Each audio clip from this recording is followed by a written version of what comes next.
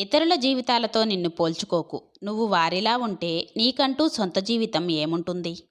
మనిషి తనలోని శత్రుగణం పట్ల అప్రమత్తంగా ఉండకపోతే అన్ని విధాలా పతనం తప్పదు. మొదటి శత్రువు కోరిక. మనిషి కోరికలను అడ్డుకట్ట వేయకపోతే అతడి కొంప మునుగుతుంది. రెండవ శత్రువు క్రోధం. ఇది యుక్తాయుక్త విచక్షణను నశింపచేస్తుంది. మూడవ శత్రువు లోభం. లోభి డబ్బును తప్ప దేనిని ప్రేమించడు. నాలుగవ శత్రువు మోహం. తాను కోరేది ఎలాంటిదైతే అదే కావాలనిపిస్తుంది. ఐదవ శత్రువు మదం. అధికారం, డబ్బు వల్ల మనుషుల్లో మదం పెరుగుతుంది.